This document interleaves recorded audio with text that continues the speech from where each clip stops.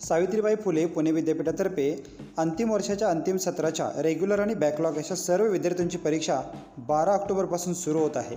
सदर परीक्षा सुरू होण्यापूर्वी विद्यापीठाने सांगितल्याप्रमाणे 3 ते 4 दिवस अगोदर मॉक टेस्ट सराव परीक्षा होणार आहे। मॉक टेस्टसाठी कोणत्या लिंकचा वापर होणार आहे याबाबत सावित्रीबाई फुले पुणे विद्यापीठातर्फे काल एका परिपत्रकाद्वारे लिंक दिलेली आहे। सदर लिंक ओपन केल्यानंतर पुढे काय करावायचे आहे याबाबत सविस्तर माहिती या व्हिडिओमध्ये आज आपण पाहणार आहोत।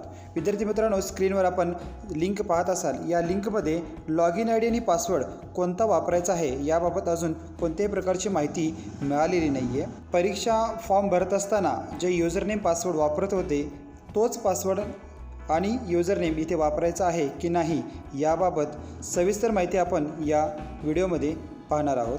विद्यार्थी मित्रांनो, खाली काही प्रश्न दिले आहेत, या प्रश्नाच्या माध्यमातून ही लिंक आणि याबाबतची सर्व माहिती पाहूया। मॉक टेस्टची लिंक इथे दिलेली आहे। काही प्रश्न आहेत, त्या प्रश्नांची उत्तरासह आपण सर्व माहिती इथे पाहूया। Can candidate take the test without registration? विद्यार्थी या टेस्टसाठी रजिस्ट्रेशन न करता पात्र आहे का? परीक्षा देऊ शकतो का? No, candidate must register himself before taking the test. विद्यार्थ्याला ही टेस्ट देण्यापूर्वी रजिस्ट्रेशन करणे गरजेचे आहे. Where to register a candidate? कॅन्डिडेटने रजिस्ट्रेशन कुठे करायचे आहे? Candidate can register themselves by clicking the register link on the given link. विद्यार्थ्याला दिलेल्या लिंकवरती रजिस्ट्रेशन या ऑप्शनवरती क्लिक करून रजिस्ट्रेशन करता येणार आहे, करावयाचे आहे. Are all the fields mandatory on the registration page? Registration पेजवरती सर्व फील्ड ह्या आवश्यक आहेत का? नो, सदर पेजवरती काही फील्ड ह्या मॅन्डेटरी आहेत, काही फील्ड मॅन्डेटरी नाही आहेत. Should a candidate select domain and test name at the time of registration? विद्यार्थ्याला डोमेन आणि टेस्ट नेम हे सिलेक्ट करावे लागणार आहे का रजिस्ट्रेशन करतेवेळी? Yes, candidate must select the domain and test name at the time of registration. विद्यार्थ्याला रजिस्ट्रेशन करताना डोमेन आणि टेस्ट नेम सिलेक्ट करावायचे आहे. दिस इज मॅन्डेटरी फील्ड आणि हे आवश्यक आहे, ही फील्ड आवश्यक करण्यात आलेली आहे. Whatever domain and the test names are selected at the time of registration, the same will be visible to the particular candidate at the time of registration. विद्यार्थ्यांनी domain आणि टेस्ट नेम सिलेक्ट केले असेल ते त्याला दिसणार आहे. What if a candidate select wrong domain and test name at the time of registration? जर विद्यार्थ्यांनी रॉंग डोमेन आणि रॉंग टेस्ट नेम सिलेक्ट केले तर काय होईल?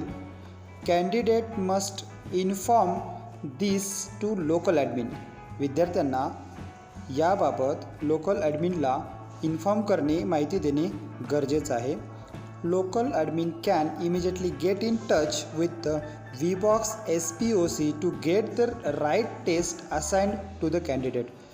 लोकल ॲडमिन हा त्वरित विद्यार्थ्याच्या या समस्येला सोडवून करेक्ट टेस्ट नेम आणि डोमेन रजिस्टर असाइन करून देईल.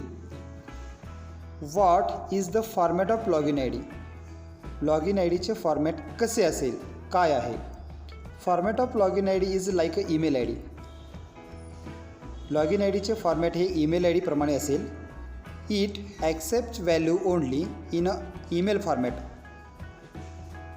It may be or may not be real email ID but it should be in a email format. Email I डीच्या फॉर्मॅटप्रमाणेच लॉग इन आय डी असणार आहे.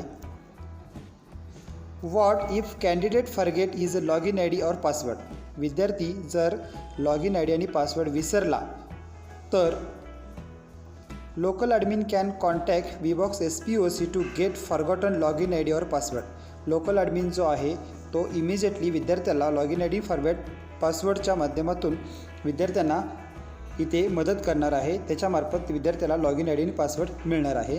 Alternatively for password candidate can use forgot password option available on landing page. Provide a valid email was used in log in I D field at the time of registration.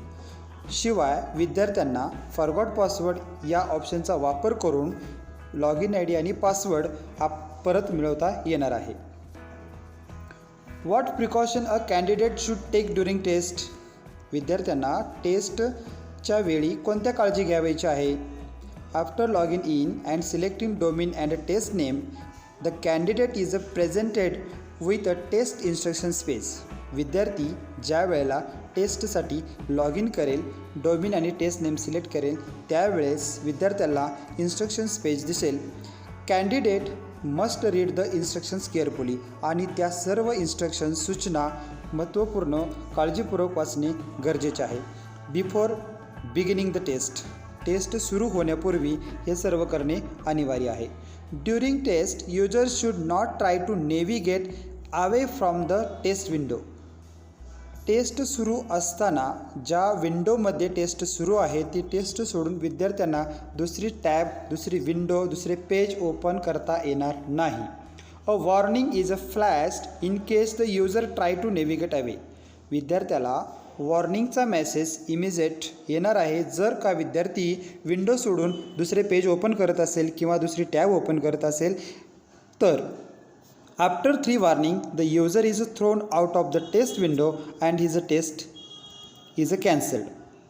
3 वेळा warning दिल्यानंतरही विद्यार्थ्यांनी दुसरी tab अथवा दुसरा page open करण्याचा प्रयत्न केला तर त्या विद्यार्थ्याला त्या टेस्टच्या विंडोमधून बाहेर काढण्यात येईल आणि त्याची टेस्ट कॅन्सल करण्यात येईल.